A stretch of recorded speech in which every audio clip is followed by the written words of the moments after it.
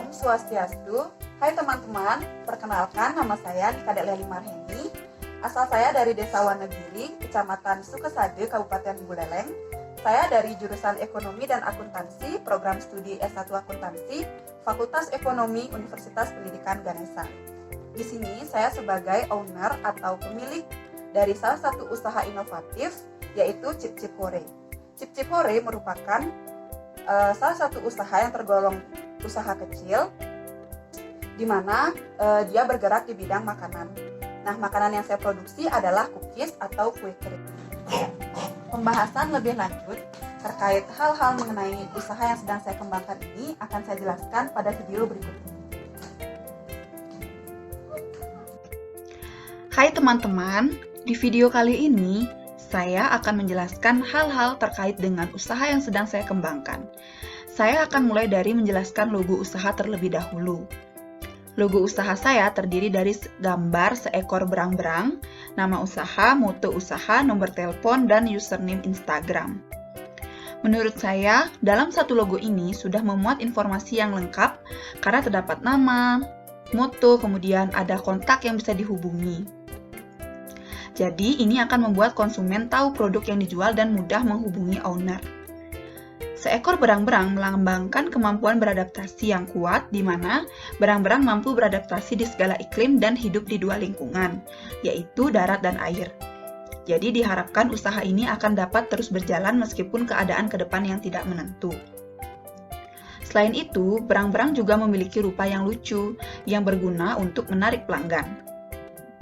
Kemudian nama usaha saya yaitu Cip Cip Hore merupakan plesetan dari kata hip hip hore. Nama ini dipilih karena unik dan dianggap mudah diingat oleh konsumen. Moto usaha saya adalah Eat Cookies for Better Mood. Ini secara langsung menjelaskan bahwa produk yang saya jual adalah cookies. Moto ini diharapkan dapat meningkatkan minat konsumen untuk membeli produk. Tulisan by Lin ini berarti usaha yang dijalankan oleh saya sebagai owner. Lin merupakan singkatan nama saya. Nomor telepon dan username Instagram berguna untuk memudahkan pelanggan menghubungi saya untuk sekedar bertanya maupun melakukan pemesanan. Berikutnya, saya akan menjelaskan sejarah usaha ini dimulai. Usaha ini saya resmi buka pada 22 Mei 2021. Ide usaha saya peroleh ketika pada waktu luang saya sering menonton video tutorial masak di YouTube. Kemudian saya melihat cara membuat cookies yang mudah dan dengan alat sederhana. Di situ muncul keinginan untuk berwirausaha dengan beberapa pertimbangan seperti yang pertama, cookies merupakan kue kering yang awet sehingga dapat dikirim ke luar kota. Kedua, belum ada yang menjual produk cookies dengan konsep yang sama. Ketiga, menggunakan modal yang tidak banyak. Keempat, kemudahan membuat produk. Setelah mendapat ide, saya berkonsultasi dengan orang tua, dan orang tua mengizinkannya dan memberikan sejumlah modal kepada saya. Kemudian, saya melakukan beberapa percobaan. Akhirnya, percobaan ketiga berhasil, dan saya langsung menentukan tanggal untuk membuka usaha. Sebelum benar-benar membuka usaha, ada beberapa hal yang saya persiapkan, yaitu yang pertama, logo usaha yang saya desain sendiri. Kedua, foto-foto produk yang akan di-upload ke Instagram, Facebook, dan status WhatsApp. Ketiga, akun Instagram khusus untuk usaha. Keempat, alat dan bahan yang dibutuhkan. Akhirnya, pada 22 Mei 2021, saya memulai open order pertama. Nah, pada slide sudah ditampilkan beberapa foto. Foto-foto ini merupakan foto produk yang sudah laku terjual. Terlihat pengemasan yang sangat rapi dan menarik. Berikutnya, saya akan melakukan pengenalan produk. Produk yang saya jual merupakan salah satu jenis kue kering yang populer, yaitu coklat chip cookies. Disebut coklat chip cookies karena menggunakan coklat chip sebagai topping.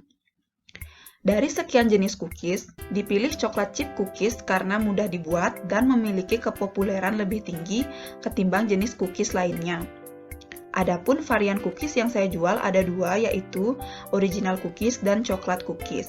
Pelanggan dapat membeli campuran varian. Harga masing-masing produk yaitu Rp25.000 per toples untuk original cookies dan Rp30.000 untuk coklat cookies dan mix cookies. Cookies terbuat dari bahan dasar tepung terigu, mentega, gula halus, dan susu. Dengan bahan-bahan berkualitas, rasa cookies dari Cip Cip Hore tidak usah diragukan lagi. Ditambah pengemasan yang baik dan harga terjangkau, membuat banyaknya pesanan sejak open order pertama. Nah, berikut ini sudah terlihat foto-foto produk masing-masing varian. Yang di atas merupakan varian coklat cookies dan yang di bawah ada original cookies dan juga mix cookies. Ada beberapa keunggulan produk dari Cip Cip Cookies, yaitu yang pertama, memiliki rasa yang enak, yang dibuktikan dari beberapa testi pelanggan. Kemudian dikemas dengan rapi dan menarik. Yang ketiga, tahan lama. Yang keempat, cocok digunakan sebagai hadiah, bingkisan maupun konsumsi pribadi. Yang kelima, harga terjangkau. Yang keenam, merupakan jenis soft cookies sehingga dapat dikonsumsi oleh semua kalangan. Yang ketujuh, tidak menggunakan bahan-bahan yang berbahaya seperti pemanis buatan maupun pewarna sintetis. Kemudian menggunakan paper bag atau tas yang terbuat dari kertas sebagai tempat toples sehingga lebih ramah lingkungan. Kemudian paper bag dan toples dapat digunakan kembali oleh pelanggan sehingga ini merupakan nilai plus dari produk kami. Kemudian dibuat sesuai keinginan pelanggan karena dibuat secara pesanan. Dan pelanggan dapat menambahkan tulisan pada paper bag seperti selamat ulang tahun, selamat ujian proposal, kemudian have a nice day, stay positive, dan lain sebagainya. Selanjutnya, saya akan menjelaskan mengenai analisis SWOT dari usaha Cip Cip Hore. Yang pertama adalah strength, yaitu kekuatan. Jadi, ada beberapa kekuatan dari usaha yang saya jalankan ini. Yang pertama yaitu memiliki konsep untuk hadiah atau bingkisan. Jadi, sejauh ini belum ada perusahaan, bahkan perusahaan kue, yang memiliki konsep yang sama seperti yang saya jalankan. Jadi, konsep cookies yang kami buat adalah di mana cookies ini diperuntukkan untuk hadiah, bingkisan, maupun konsumsi pribadi. Kemudian yang kedua, menggunakan bahan berkualitas dan memiliki cita rasa yang khas. Seperti yang sudah dijelaskan tadi, kami menggunakan bahan-bahan yang berkualitas. Tepung terigu yang berkualitas, mentega yang berkualitas, dan juga lain sebagainya. Kami sama sekali tidak menambahkan bahan-bahan berbahaya yang membahayakan kesehatan. Jadi dengan bahan yang berkualitas ini, sudah tentu cookies yang kami buat ini memiliki cita rasa yang khas. Kemudian tidak mudah ditiru. Jadi sejauh ini kami belum memiliki pesaing. Usaha yang saya jalankan ini menurut saya tidak mudah ditiru karena meskipun membuatnya gak mudah, tapi jika orang lain ingin meniru, tidak akan bisa membuat dengan rasa yang sama persis. Tentu ini akan membuat cookies yang saya buat ini tidak mudah ditiru. Kemudian weakness atau kelemahan. Jadi ada dua kelemahan dari usaha yang saya jalankan ini. Yang pertama, jika harga bahan naik, maka harga produk juga naik. Jadi ketika harga bahan bakunya naik, seperti yang sudah disampaikan, yaitu ada tepung, mentega, susu, bahkan toples dan paper bag pun juga jika harganya naik akan mempengaruhi harga produk. Hal ini dilakukan agar usaha tetap menghasilkan keuntungan. Kemudian yang kedua, kurangnya peralatan produksi. Jadi usaha yang saya jalankan ini masih sangat sederhana dan menggunakan alat-alat yang seadanya. Kami tidak menggunakan alat-alat yang canggih, kemudian yang cukup besar. Kami benar-benar hanya mengandalkan peralatan dapur seadanya saja. Namun sejauh ini rasa cookies masih enak dan juga kami masih bisa memproduksi dalam skala besar meskipun peralatan produksi yang kurang. Kemudian opportunity atau peluang. Di sini ada beberapa peluang dari usaha yang saya jalankan. Yang pertama, mampu memenuhi kebutuhan kue untuk hari raya semua umat. Jadi, jika ada hari raya Idul Fitri, kita bisa memenuhi kebutuhan kue untuk hari raya tersebut. Kemudian tidak hanya untuk hari raya Idul Fitri saja, bahkan di umat Hindu seperti Rahina Purnama, Tilem, Galungan, Kuningan, kami juga memenuhi kebutuhan kue untuk hari raya tersebut. Selama 1 bulan telah berjalan, tidak sedikit para tetangga maupun teman-teman yang memesan kue kering dari Cip Cip Hore untuk digunakan sarana pelengkap Banten untuk umat Hindu. Jadi di sini adalah peluang terbesar kami. Kemudian yang kedua, mampu memenuhi kebutuhan kue untuk acara-acara tertentu. Jadi tidak hanya memenuhi kebutuhan kue untuk hari raya, namun ada acara-acara tertentu, terutama di Hindu seperti upacara manusia yatnya, ada perkawinan, 3 bulanan, dan lain sebagainya. Usaha Cip Cip Hore mampu memenuhi kebutuhan konsumsi untuk acara-acara tersebut. Itu dibuktikan dari bahwa ada tetangga yang memesan untuk acara di rumahnya dan kami mampu untuk memenuhi pesanan tersebut. Kemudian dapat digunakan sebagai alternatif hadiah. Jadi dari sekian banyaknya hadiah yang sudah dibilang lumrah, kami hadir sebagai alternatif hadiah. Dengan kemasan yang cantik, rapi, dan rasa cookies yang enak, cookies kami dapat digunakan sebagai hadiah yang dengan harga yang cukup terjangkau namun dengan kualitas yang baik. Kemudian yang terakhir adalah treat atau ancaman.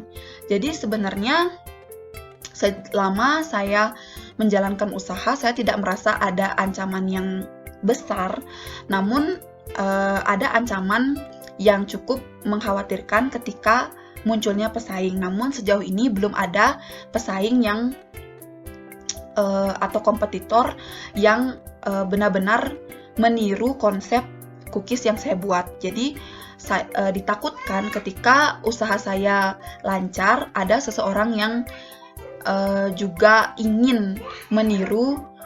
Namun meskipun hal ini belum terjadi, saya menganggap ini sebagai ancaman ke depannya. Kemudian di sini sudah terlihat pada slide ada beberapa hal yang akan saya sampaikan, tapi akan saya rangkum secara singkat saja. Yang pertama ada target pasar. Jadi target pasar saya adalah semua kalangan. Karena sudah saya sampaikan tadi pada keunggulan produk bahwa produk saya ini dapat dikonsumsi oleh semua kalangan dan juga semua orang membutuhkan hadiah, bingkisan maupun kue kering untuk konsumsi pribadi, semua orang membutuhkan hal tersebut. Jadi saya menargetkan semua kalangan dalam proses bisnis ini. Kemudian model pemasaran. Sebenarnya model pemasaran kami masih sangat sederhana, yaitu hanya menggunakan media sosial, di mana media sosial yang digunakan yaitu WhatsApp, Instagram, dan Facebook. Jadi masih sangat sederhana sekali. Namun meskipun demikian, ketika Cip Cip Hore ini melakukan open order itu memang sampai memenuhi batas pesanan karena banyak sekali yang tertarik oleh produk yang saya jalankan ini. Kemudian wilayah pemasaran. Nah, karena cookies merupakan kue kering, jadi wilayah pemasarannya cukup luas, yaitu Singaraja, Denpasar, dan Badung. Kebetulan saya menjalankan usaha ini di wilayah Singaraja. Nah, jadi saya membuka open order juga, membuka pemesanan jika ada yang memesan dari Denpasar dan Badung, karena cookies ini sifatnya kering dan tahan lama. Selanjutnya adalah produksi. Jadi pada awal saya membuka usaha, saya mengestimasikan bahwa saya akan melakukan produksi dimana akan menghasilkan per bulannya 20 toples dan 30 bungkus untuk yang picisan. Jadi pelanggan diperbolehkan untuk membeli picisan namun dengan minimal pembelian yaitu 10.000. Ini juga yang membuat para pelanggan dan konsumen tertarik karena dapat membeli secara picisan.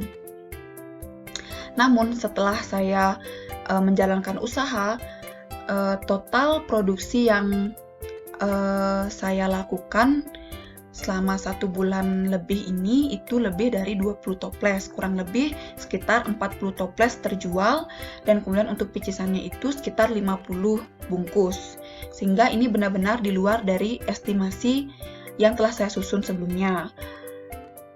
Kemudian untuk keuangan, di sini saya menggunakan modal sendiri dari orang tua saya sebesar 400.000.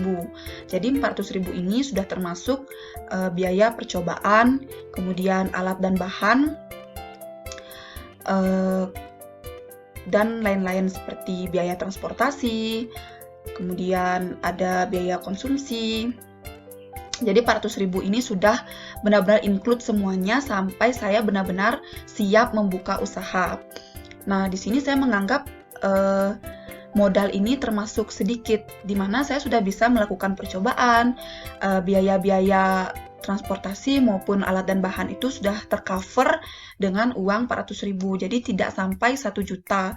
Namun keuntungan yang saya dapatkan ini sejauh ini sudah sebesar 300.000.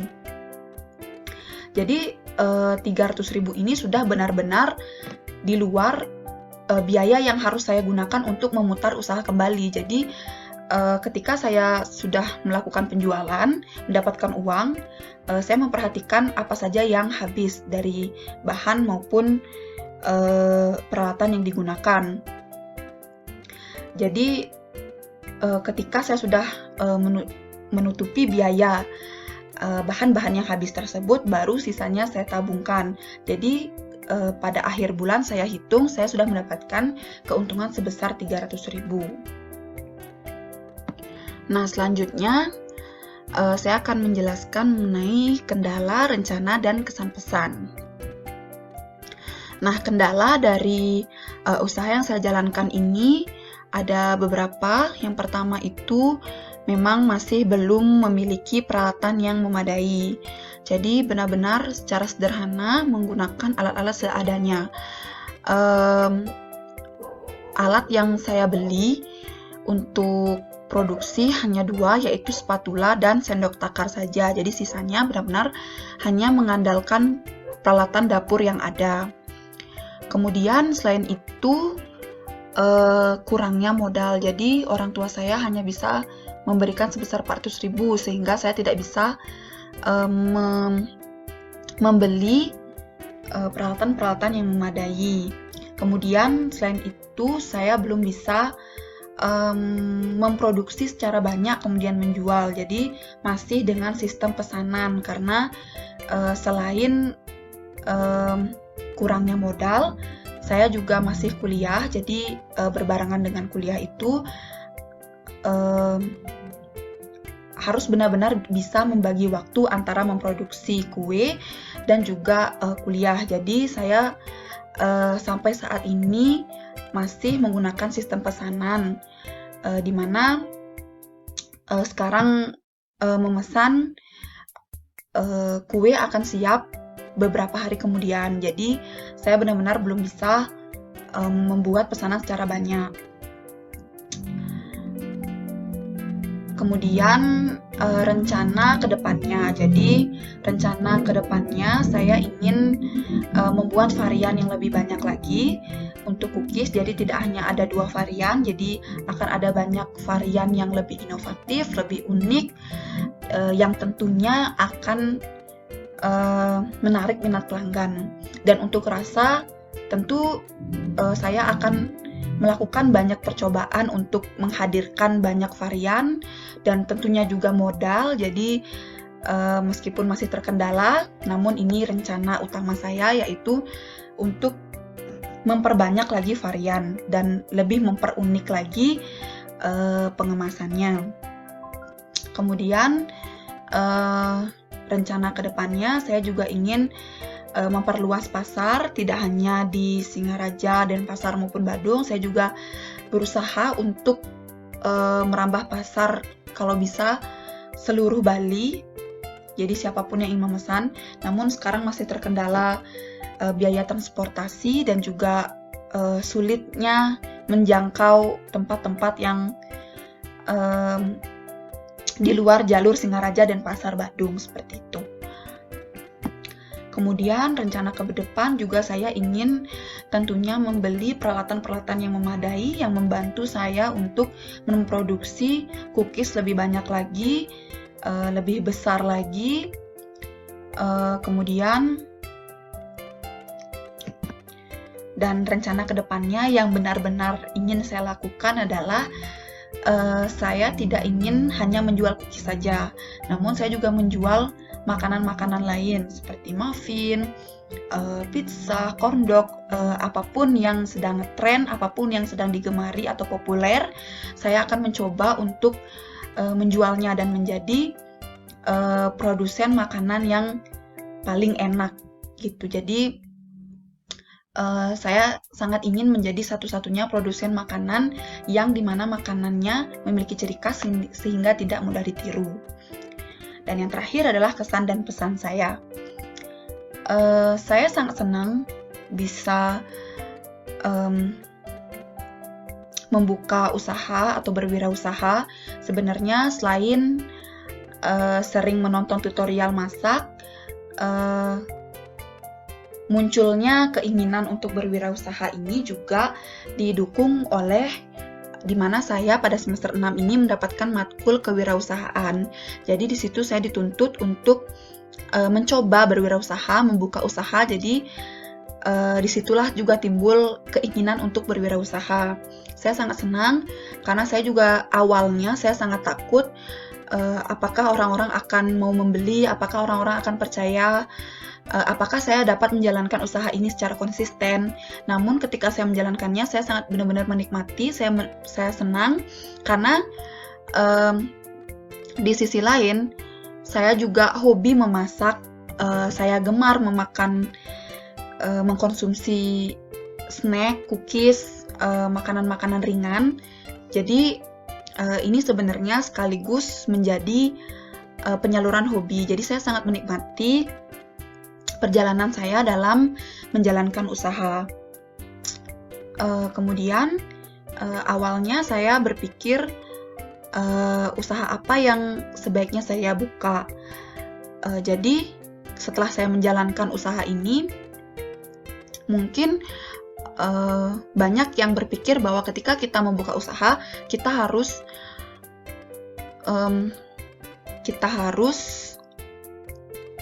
membuka usaha di mana produk yang kita jual itu adalah produk yang dibutuhkan oleh masyarakat. Namun pemikiran ini menurut saya kurang tepat, di mana kitalah yang harus membuat konsumen membutuhkan produk kita. Ketika saya menjalankan usaha ini, saya banyak sekali belajar, di mana memang secara teori dengan kenyataan di lapangan itu sangat-sangat berbeda. Jadi kitalah yang harus gencar membuat orang-orang atau masyarakat membutuhkan produk kita, dan produk yang kita buat itu adalah produk yang dimana kita ahli di bidangnya. Jadi ketika kita hanya mengikuti tren, kita hanya mengikuti zaman, namun kita tidak menguasai hal yang kita jalani atau produk yang kita buat, maka itu percuma. Jadi kita harus memikirkan dulu kira-kira keahlian kita itu di bidang apa. Nah, lalu kita meluncurkan produk, baik itu jasa maupun barang, dan kitalah yang membuat masyarakat membutuhkan produk kita.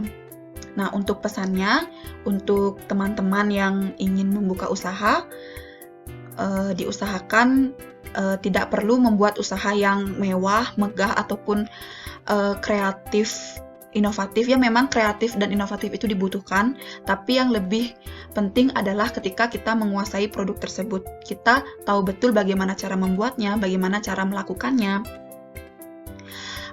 ketika kualitas produk kita, meskipun produk kita sudah banyak di pasaran, namun jika kita memiliki produk yang berkualitas, yang namanya pelanggan tentu akan loyal kepada kita. Jadi tidak perlu takut untuk berwirausaha, hanya perlu mencoba. Gagal itu tidak masalah, gagal itu bukan hal yang salah. Ketika kita gagal, yang penting kita berubah dan mencoba lagi. Demikian yang dapat saya sampaikan. Terima kasih saya sampaikan kepada kedua orang tua saya yang telah mendukung saya dalam berwirausaha, kemudian kepada teman-teman saya, dan juga kepada para pelanggan saya. Dan yang terakhir, saya ucapkan terima kasih kepada Fakultas Ekonomi Undiksa yang telah memberikan kesempatan kepada saya untuk berwirausaha. Saya berharap ke depannya saya dapat menjalankan usaha ini dengan baik. Akhir kata, saya aturkan para Santi. Om Santi Santi Santi Om. Sampai jumpa.